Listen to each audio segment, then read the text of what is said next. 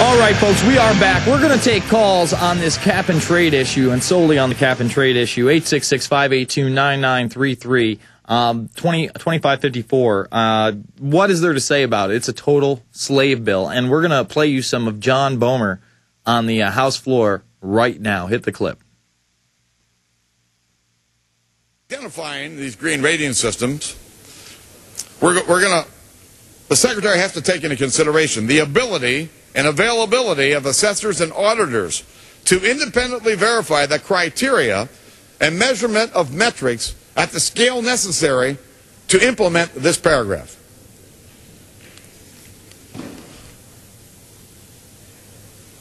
She also has to improve indoor and outdoor environmental quality through enhanced indoor and outdoor air quality, thermal comfort, acoustics, outdoor noise pollution, daylighting, pollutant source control, sustainable landscaping, the use of building system controls, and low or no emission materials, and such other criteria as determined by the Secretary. So why are we giving the Secretary all of this authority under this Act to determine virtually everything? Let me get to page 153.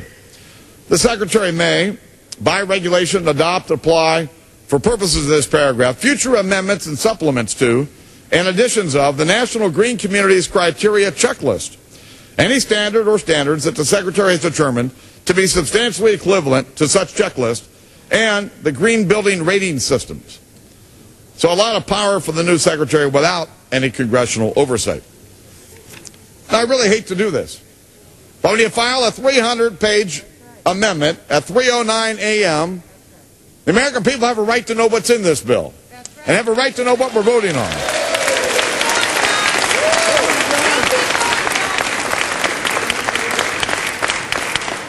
Let me get to the bottom of that we've got in front of us. On page 92,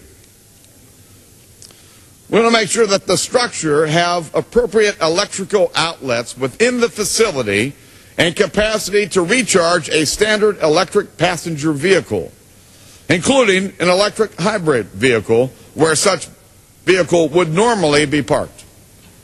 Now, we're not just going to take the California standard and impose it on every community in America. Oh, no. Now, we're going to tell you where the electric outlets are going to be and how big they have to be to charge a hybrid vehicle. I just don't understand whether this would apply to nursing homes where there are no cars.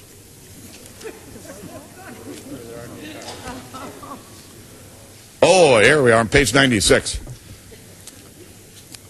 Existing structures. For existing structures, a reduction in energy consumption from the previous level of consumption for the structure as determined in accordance with energy audits performed both before and after any rehabilitation or improvements undertaken to reduce such consumption that exceeds the reduction necessary for compliance with the energy efficiency standards under subsection A, then in effect and applicable to existing structures. So, not only are we going to tell every community in America what the building codes are going to be, what the efficiency standards are going to be, but if you make changes to your house, you have to have another study done to show how much increase in energy efficiency was gained. That'll help sell a lot of new houses and a lot of old ones. All right, page 97. For manufactured housing, Energy Star rating with respect to fixtures, appliances, and equipment in such housing, such as standard or successor standard, is in effect for purposes of this section. Please, is there anything that we're not regulating in this bill? How about page 105? Waive or modify any existing statutory or regulatory provision that would otherwise impair the implementation or effectiveness of the demonstration program under this section, including provisions relating to methods for rent adjustments, comparability standards, maximum rent schedules, and utility allowances. Notwithstanding the preceding provisions of this paragraph, the Secretary may not waive any statutory requirement related to fair housing, non-discrimination, labor standards, or the environment. Now, in implementing this demo program, pause it for just a second. Rising rent can... Pause it right. Basically what that says, folks, because I know that's a lot of jargon right there. That means that they can up the rent in your home anytime they want. They can up the energy price anytime they want. There's no fixed or set rate. It's basically a cartel deciding how much you're going to pay. Okay, continue with the clip. Program. Rising rent can be dismissed out of hand, but labor standards or the environment cannot, as I read it. Let me get to page 107. No amounts made available under the American Recovery and Reinvestment Act of 2009 can be used to carry out the demonstration program under this section. So if no stimulus funds can be used, the majority claims stimulus funds are for job creation. Is this demo going to create one new job? I don't think so. Let me get to page 112. Additional credit for Fannie Mae and Freddie Mac housing goals for energy-efficient and location-efficient mortgages. Oh, yeah. Oh, yeah. Now, everybody listen up here. It's not enough that we've got huge problems with Fannie Mae and Freddie Mac. They are at the core of the credit meltdown we've had in our country. But we're going to give them a little more money so that they can have goals for energy-efficient and location-efficient mortgages. Now we're going to tell Fannie and Freddie what kind of mortgages we're going to have in the marketplace. How about page 113? Supports housing that complies with enhanced energy efficiency and conservation standards or the green building standards under Section 284 of such act. This is just the federal government using Fannie and Freddie to impose new federal building codes and standards across the country. Let me get to page 114. The Federal Housing Enterprises Financial Safety and Soundness Act of 1992, as amended by the Federal Housing Finance Regulatory Reform Act of 2008. If this is supposed to be about energy, why are we further bogging it down with trying to solve problems for Fannie Mae and Freddie Mac? Page 115. The term energy-efficient mortgage means a mortgage loan under which the income of the borrower, for purposes of qualification for such loan, is considered to be increased by not less than $1 for each dollar of savings projected to be realized by the borrower as a result of cost-effective energy-saving designs.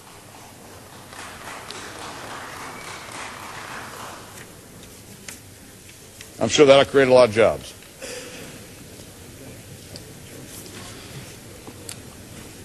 And then we get to page 141. The Cranston-Gonzalez National Affordable Housing Act is amended. Why are we amending the Cranston-Gonzalez National Affordable Housing Act? I thought we were doing an energy bill here. Page 142. Use of building materials and methods that are healthier for residents of the housing, including the use of building materials that are free of added known carcinogens that are classified as Group 1 known carcinogens by the International Agency for Research on Cancer. We're going to outline the building materials as well, it appears. Then we have a grant program to increase the sustainability of low-end community development capacity. Here it is. We're going to provide loans, grants, or pre-development assistance to eligible community development organizations or qualified youth service and conservation corps to carry out energy efficiency improvements. Pause it right there. Pause it right there. There you go. There it is right there. He's literally telling you that they are going to give money to the youth corps and other poor communities to narc you out if you don't comply. That's what this is for. Keep going. Hit play again. I want to know if Acorn would qualify for these grants.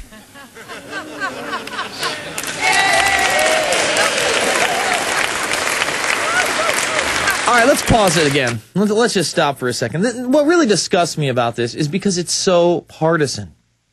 Republicans on one side, Democrats on the other. This isn't a Republican or Democrat issue. Do you hear what they're saying here? This is regulation over every single thing in your home, in your house, in the place where you're supposed to rest at night, where you're supposed to protect your family. Okay? Giving them carte blanche on to charge you anything they want and tell you whatever they want in your house, how it's going to be built. This thing is out of control. It is going to just kill this economy. It's meant to kill the dollar.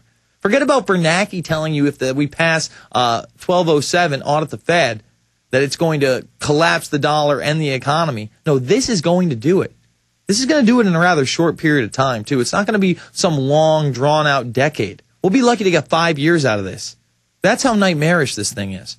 All right, let's go to a caller, and we're going to go to callers on the other side. Eric in Pennsylvania, you're on the line.